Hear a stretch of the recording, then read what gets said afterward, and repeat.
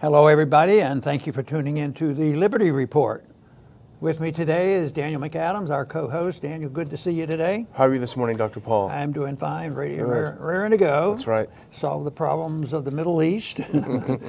And there are still problems there. We've talked a bit in the last several days about Iran, but it still remains that problem. And right now, one of the big things in the news is the plans being laid for a tactical attack. Yeah. And you know, the one job we have is trying to figure what our policy is. And I've decided, well, that shouldn't confuse us too much, because I don't think they know what the policy is. What is this?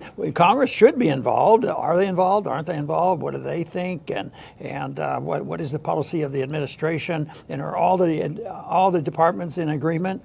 And what is Trump's position here? Anyway, Pompeo is making a lot of noise. He has a lot of authority, and he and his cohorts, like John Bolton and others, and supported by Tom Cotton. These guys have a plan. They know exactly what they want to do, and they're stirring the pot the best they can.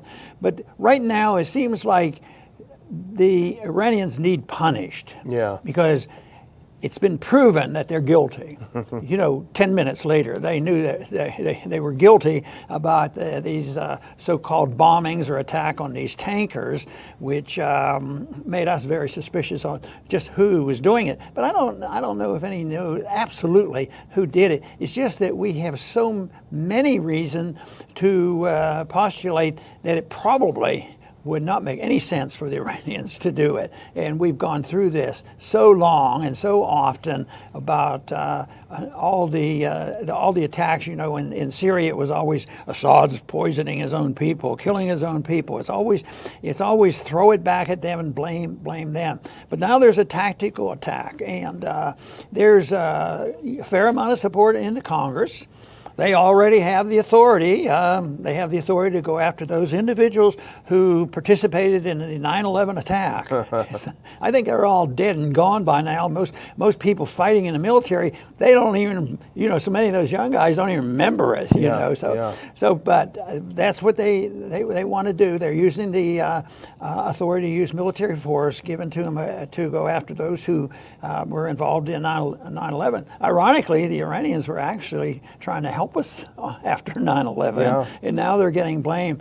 But people are arguing, those who are looking for this tactical attack and being anti-Iranian, when they rattle it off, and if they're on TV or on the internet at all, they have about 7 things that they can throw that they're guilty are, all the way back to the real culprit was 1979. They never go back to 1953. But from 1979 on, any evil in the world has been due to the Iranians. And so that is the atmosphere, and this is a mess, and we're innocent because we signed treaties and we live by them, especially if the treaty is leading toward less intervention. And then we leave, the nuclear core becomes fuzzy. Oh, it's all the Iranians' fault. And now they're trying to maneuver themselves out of this and get back to a sensible approach. And I think the greatest irony is for our side to blame the Iranians for nuclear blackmail. Because if you guys don't listen to what we're doing, we are going to have a nuclear bomb someday. I mean, and they do it with a straight face. So things are a little bit messy, but there's a meeting going on in Tampa, I think, going on that wasn't on the headlines, but I think that sounds like an important little meeting. No, absolutely. And, the reason that we started it this way is that the Jerusalem Post, I think it was yesterday, and a few other outlets have picked it up, and this is admittedly based on unnamed diplomatic sources at the UN, but they're reporting that the White House has been holding incessant discussions, quote unquote, involving senior U.S. military commanders planning what they will call a tactical assault on Iran. According to the the Jerusalem Post, bombing will be massive, but limited to a specific target. And they say they're going to target Iran's nuclear facilities. This is what they're proposing, what they've been hearing, and combined with a couple of other things, it looks like the rationale will be the attack on the ships, the cargo ships, and the enrichment. So we're going to, hopefully in the course of this show, before we turn off the machine, we're going to take those two rationales apart. Right, and I'm sure they're going to get the support from the media. The media has been reciting exactly the opposite of what we talk about, and they're trying to show that it's all the Iranians' fault, and we're totally free of any guilt or confusion in the situation. But our side argues that they're not going to have a big invasion, and they're for peace. They're not for war. And I keep thinking back. I used to hear the statement during the Cold War. The Soviets would always say, "We're for peace," and then they usually said under their breath, "on our terms."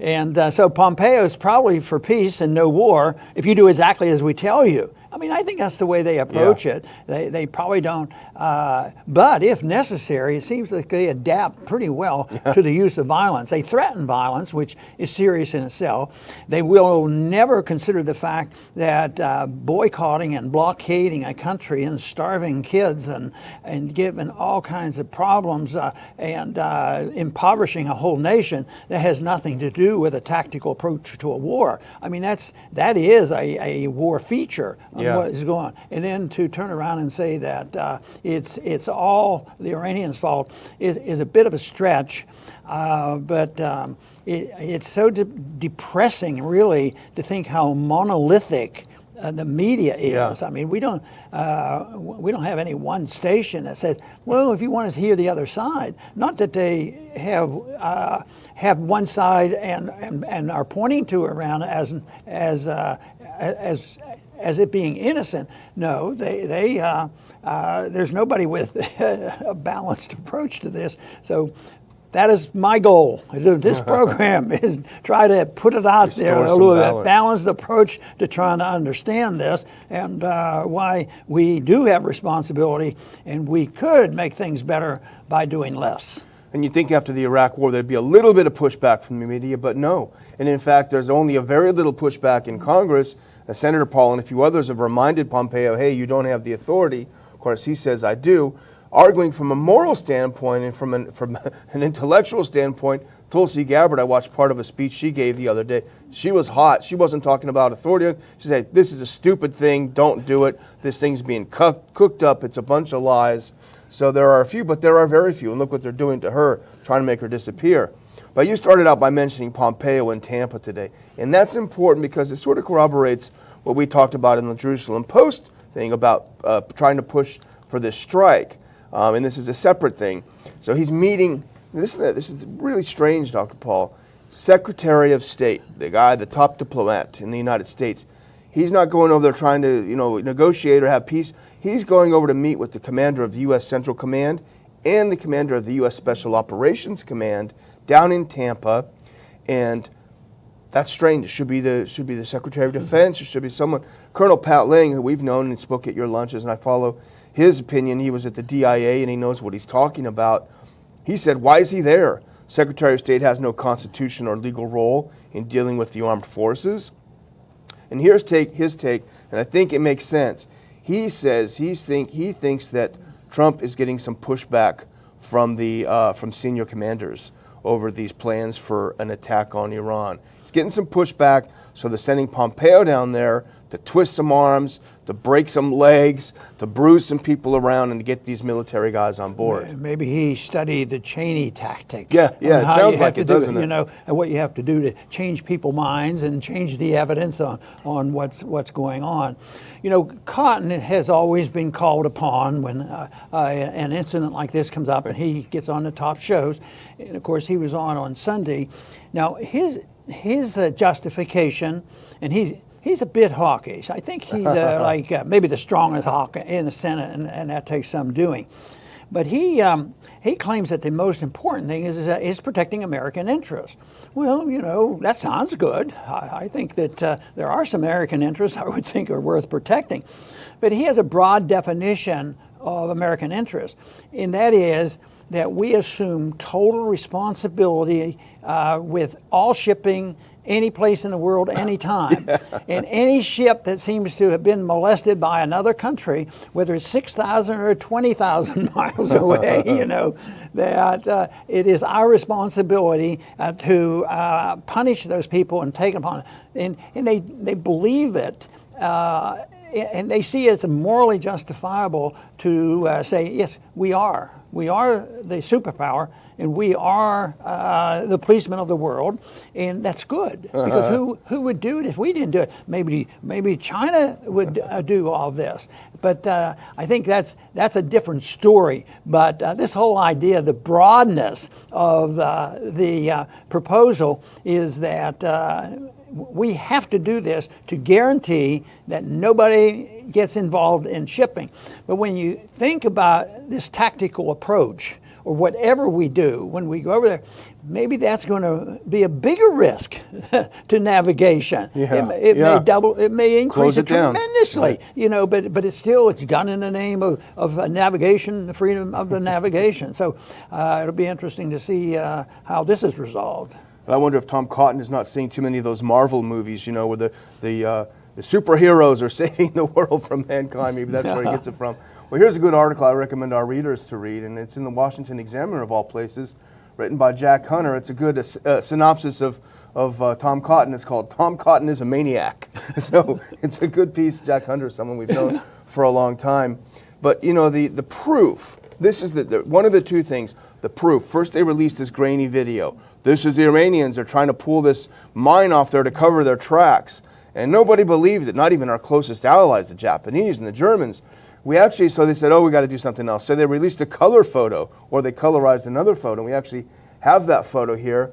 And if anything, and actually we've got a good friend who's a sea captain, a commercial sea captain. He's been out to sea for a long time.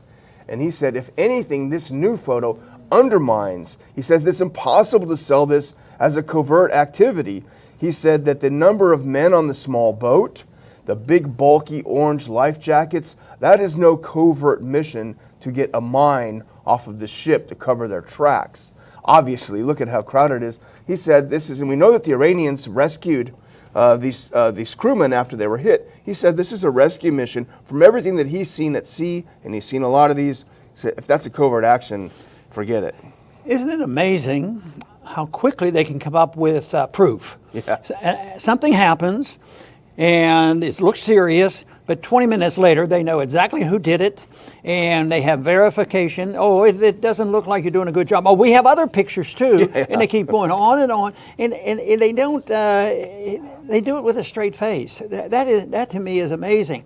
But if it is true that they're able, with our security people, and their CIA or whoever has to investigate this, whether they are good and they found this and they can prove exactly who did this, that would be one thing. But if we were half that good, why wouldn't they have known somebody was about to do it? Yeah. Why didn't they preempt them? Yeah. But you never hear about that. You always know that 10 minutes after it happened, and sometimes that suggests maybe they knew it was going to happen, and maybe there's a conspiracy here. The Japanese should be pretty hacked off if we knew about to blow up the ship and didn't do anything. Yeah. But that's a good point. And we talked about it before. This is a U.S. government assessment. Nobody knows what that means. There's no product called U.S. government assessment. We do spend a couple of bucks on the intelligence community, as you well know, every year. So why not an intelligence community finding? Why not something that's an official product of the intelligence community? Well, there's a problem, because last time they did that, remember, was it 2007 when they commissioned a national intelligence estimate, and this is the marquee product of the intelligence community that all the agencies sign off on, and they all have a say on it. And it's a definitive word on country. The NIE from 2007, well, a couple of agencies, including the State Department Intelligence Research, they took a footnote and said, no way. And the conclusion was Iran was not making a nuclear weapon. So the last thing they want is really the honest people that are out there, the good analysts that are left in the community. The last thing they want is them writing what they're actually finding. We have talked about this recently. Matter of fact, I might have mentioned it yesterday about who are the monetary supporters of this program. And I did bring up the subject that John Bolton just happens to have a pretty lucrative PAC. Matter of fact, one of the biggest. Yeah. And he's very specific on who he supports running for the Senate and the House, and they have a lot of influence. But it finally dawned on me that the biggest donor to President Trump is Robert Mercer. And Robert Mercer is the biggest donor to the Bolton thing. So you wonder if there could be a little bit of sympathies there. But if you just look at the major donors to Bolton, no wonder Bolton got the job. You know, Marcuse as a big donor, Robert Marcuse, and then Bernie Marcuse. As well as Mercer and Sheldon Adelson. These are all big donors, and they have a lot of influence. Sure. So you when you see that, if you had that all laid out on the table, there should be no surprises on the appointments. You know, why should we be surprised that Bolton is involved? You know, and the other neocons involved. Well, these are super hawks, these big donors, and they have deep pockets, and they've called for war on Iran. They've openly said we want the U.S. to attack. So you're right, money does talk. And the other thing, the second thing that they're going to use to justify this, what is this tactical assault, is this idea that Iran is enriching, it's violating the deal. So we pull out of the deal unilaterally, and tell everyone to take a hike, and then but it's Iran's fault. And there's a couple of things. I think Moon of Alabama we go to a lot, but I think they did a good idea of analyzing what's going on here. Iran is said to retain more than this the limit of 60 kilograms of heavy water, of low enriched uranium heavy water. But the problem is this: they are allowed to produce that heavy water under the deal and under the Nuclear Proliferation Treaty.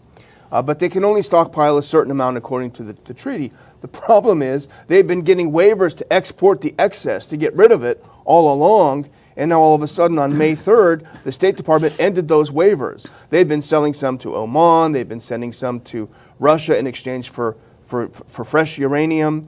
So they've been getting rid of it. The U.S. eliminated their possibility of getting rid of this stuff and then says, aha, you're stockpiling it, you know? Right, and that's part of this zero exports attitude. That we don't want to just keep you from selling oil to China.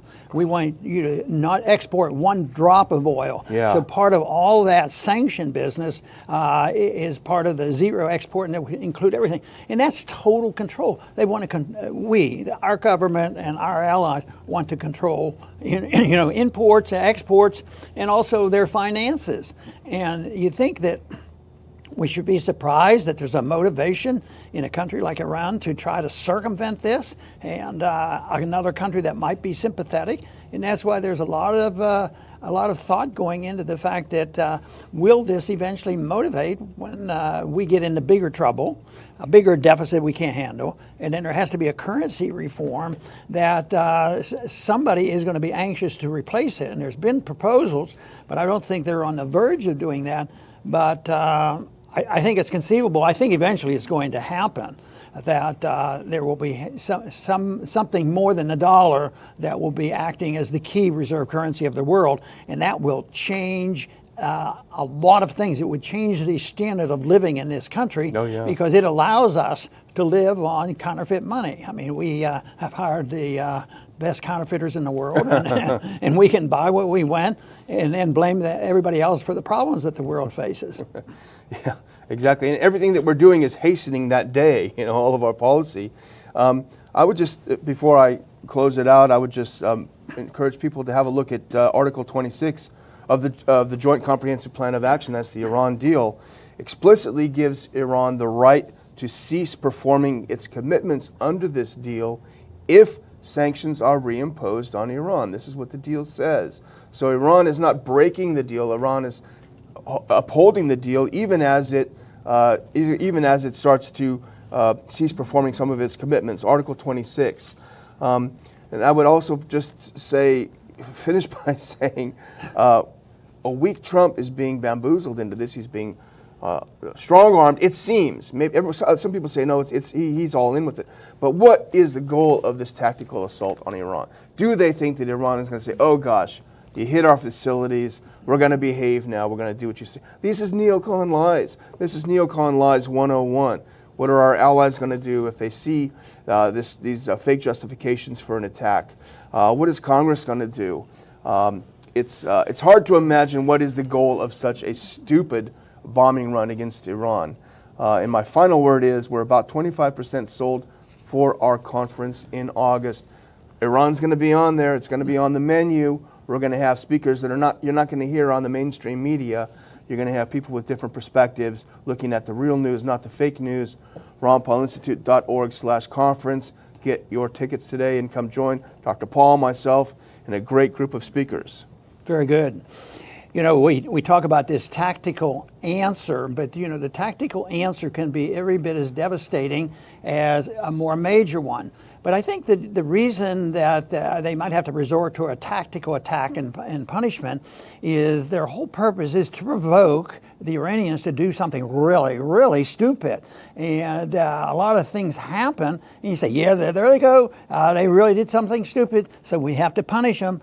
And yet it's never quite enough because people get caught lying and fudging the facts and putting it together, so they don't quite have them there. But I think the tactical thing, if they do it, what they're doing is really hoping for the Iranians to react in such a way that there's no doubt whatsoever. But in a moral sense, they may have a justification after having put up with the type of treatment they have received from the world governments that get together, the people who runs this globalist system. And that is the big problem. That needs to be broken up. We shouldn't be enhancing globalism, and that's one of our key problems that we have to put up with. And yet our side doesn't really mind a globalist system as long as we're in charge. And that's what's going on now. Who gets in charge? Nobody's arguing the case why globalism is bad and sovereignty is good. Not only national sovereignty, but going a little bit further than that, why individual sovereignty and local sovereignty is important as well. But this whole idea that we have to have a globalist approach invites a situation. This is a good demonstration of the acceptance of globalism and picking and choosing friends and enemies and using force irrationally and unconstitutionally and immorally, that we end up doing these kind of things, and how we've gotten ourselves into many wars. Just look at this century so far on how much killing and loss of life have occurred because we have accepted this whole principle of globalism, and all we do is struggle to make sure that we're in charge. Well, the limiting factor will be the fact in a monetary issue, because the dollar cannot sustain this and work forever, and eventually that will be brought down. So we, individuals who think along these lines, should think about what is this going to be replaced with, because truly this thing can't be patched up, and it has to be replaced with a different system. And it isn't a brand new creation out of thin air. It's a system that we know a bit about. I mean, the founders knew something about it. We know something about Austrian free market economics, and there's every reason in the world to understand this. And this whole principle, you know, we had a CIA director say that he was taught how to lie, cheat, and steal. You know, and I've always used the saying that, you know, there's been thousands of years where major religions have taught you shouldn't lie, cheat, steal, or kill. And so those principles have been around a long time, and they come and go. They get emphasized more, and certainly during our revolution, the principles of liberty were emphasized. But right now, we need another type of emphasis again on those principles, and that's what we hope we can contribute to, certainly in the foreign policy area. That part of that whole idea and philosophy is we ought to mind our own business and never initiate aggression against another person. I want to thank everybody for tuning in today to the Liberty Report. Please come back soon.